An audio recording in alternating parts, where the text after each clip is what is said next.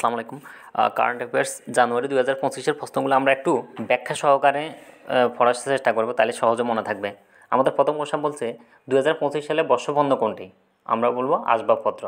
এরপরে বলছে কাজী নজরুল ইসলামকে জাতীয় কবি হিসেবে মর্যাদা দিয়ে প্রজ্ঞাপন জারি করা হয় কবে? এটা হলো 15 ডিসেম্বর 2024 সালে। এখানে কিন্তু আরেকটা কোশ্চেন আছে, সেটা হলো কাজী নজরুল ইসলামকে কোন তারিখে জাতীয় কবি হিসেবে মর্যাদা দেওয়া হয়? সেটা হলো আমাদের একেবারে 1972 সালে, 4 মে 1972। বিশ্বের কতটি দেশের সঙ্গে বাংলাদেশের ভিসা অব্যাহতি চুক্তি স্বাক্ষরিত হয়? এটা হলো 30টি দেশের সাথে। এরপর আমাদের কোশ্চেন যেটা সেটা হলো সর্বশেষ কোন দেশের সঙ্গে বাংলাদেশের ভিসা অব্যাহতি চুক্তি স্বাক্ষরিত হয়? সেটা হলো পূর্ব তিমুর। আমি কিন্তু এখানে ইম্পর্টেন্ট কোশ্চেনগুলো কিন্তু লাল কলম দিয়ে দাগ দিয়ে দিয়েছি। এরপর হলো জুলাই গণ অভ্যুত্থানের অধিদপ্তরের কার্যক্রম পরিচালিত হবে কোন মন্ত্রণালয়ের অধীনে? সেটা হলো মুক্তিযুদ্ধ বিষয়ক মন্ত্রণালয়। জুলাই শহীদ স্মৃতি ভবন নিয়ে যে নবনির্মিত একটা আছে, ভবন আছে, সেটা কোথায় অবস্থিত? এটা হলো ঢাকা বিশ্ববিদ্যালয়ে। 15 জানুয়ারি 2025 জুলাই গণ অভ্যুত্থান 24-এর কতজন শহীদের নাম গেজেট আকারে প্রকাশ করা হয়? এটা হলো 834 জন। এটা কিন্তু সব পরীক্ষার জন্য ইম্পর্টেন্ট। এরপরে হলো পটুয়াখালী তাপ বিদ্যুৎ কেন্দ্রের উৎপাদন ক্ষমতা কত? 1320 মেগাওয়াট। এটা এর আগে অনেকবার পরীক্ষায় আসছে। এটা নির্মাণ কোনটি আল্ট্রা সুপার ক্রিটিক্যাল প্রযুক্তি ব্যবহার করে নির্মিত বিদ্যুৎ কেন্দ্র? এটা হলো পটুয়াখালী তাপবিদ্যুৎ, পায়রা তাপবিদ্যুৎ, মাতারবাড়ি তাপবিদ্যুৎ, মানে সবগুলো এখানে। এরপর আছে বাংলাদেশ টেলিভিশন। বাংলাদেশ টেলিভিশনের আমরা সহজে বলি বিটিভি। এই সংবাদভিত্তিক বিটিভি চ্যানেলের নাম যেটা হবে সেটা হলো বিটিভি নিউজ। তো এখানে ইম্পর্টেন্ট প্রশ্ন যেগুলো আমি ওগুলো বারবার লাল দাগ দিয়ে দিয়েছি, তাহলে বোঝা যাবে যে কোনগুলো বেশি গুরুত্ব দিয়ে পড়তে হবে। চট্টগ্রাম নগরীর প্রথম এলিভেটেড এক্সপ্রেসওয়ের বর্তমান নাম কি? শহীদ ওয়াসিম আকরাম উড়াল সড়ক।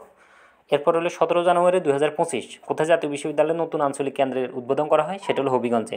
আর একটা তো আছেই, সেটা হলো আমাদের গাজীপুরে। দেশের প্রথম এআই নিয়ে ডিগ্রি চালুকারী প্রথম বিশ্ববিদ্যালয়ের নাম কি? Green university. এআই হলো আর্টিফিশিয়াল ইন্টেলিজেন্স নিয়ে ডিগ্রি অর্জন করা যাবে, সেটা হলো আমাদের বেসরকারি একটা বিশ্ববিদ্যালয়ে, গ্রিন ইউনিভার্সিটি। তারপর হলো সুপ্রিম কোর্টের বিচারক নিয়োগ অধ্যাদেশ 2025 জারি করা হয় কবে? 21 জানুয়ারি 2025 সালে। সুপ্রিম কোর্টের বিচারক নিয়োগের সুপারিশের জন্য গঠিত কাউন্সিলের নাম হলো supreme judicial appointment council. Supreme judicial appointment কাউন্সিলের সদস্য কতজন হবে? 7 জন। এটা বেশি ইম্পর্টেন্ট হলে আমাদের 8 নম্বর কোশ্চনটা, গাজা উপত্যকা ইসরায়েল এবং ফিলিস্তিনের স্বাধীনতাকামী সংগঠনের মধ্যে যে যুদ্ধবিরতি হয় সেটা হলো 19 জানুয়ারি 2025 সালে। এটা খুব ইম্পর্টেন্ট, 19 জানুয়ারি 2025 সালে, এটা আমাদের মনে রাখতে হবে। এরপর আমাদের কোশ্চেন হলো লেবাননের বর্তমান প্রেসিডেন্ট কে? জোসেফ আউন। আরেকটা হলো লেবাননের প্রধানমন্ত্রীকে? নওয়াফ সালাম।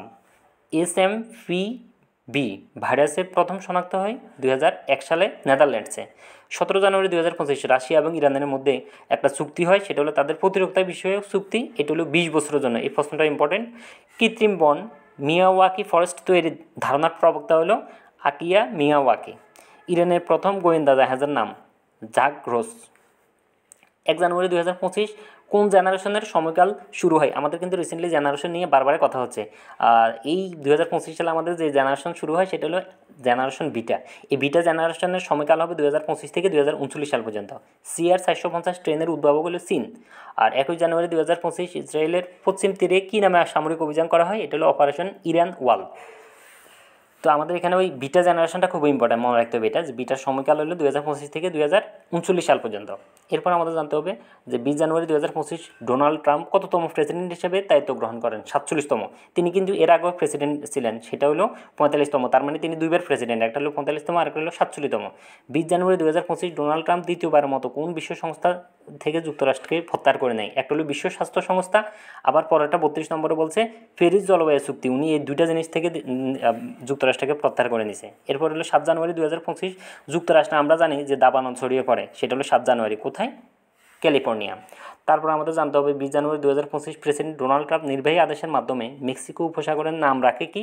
গালফ অফ আমেরিকা, যেটা আগে মেক্সিকো উপসাগর বলতো। যুক্তরাষ্ট্রের মহাকাশ সংস্থার প্রথম নারী প্রশাসকের নাম হলো জ্যানেট ফেড্রো। 1 জানুয়ারি 2025 আন্তর্জাতিক সমুদ্র কর্তৃপক্ষের মহাসচিব হিসেবে দায়িত্ব গ্রহণ করেন কে? ল্যাটিসিয়া কার্ডবাল হো। 1 জানুয়ারি 2025 সাংহাই সহযোগিতা সংস্থার মহাসচিবের দায়িত্ব নুরলান ইয়ার ম্যাকাইব। এগুলো বেশি ইম্পর্টেন্ট না, আমাদের এখানে যুক্তরাষ্ট্রের যে ট্রাম্পের যে প্রশ্নগুলো ছিল ওগুলো বেশি ইম্পর্টেন্ট।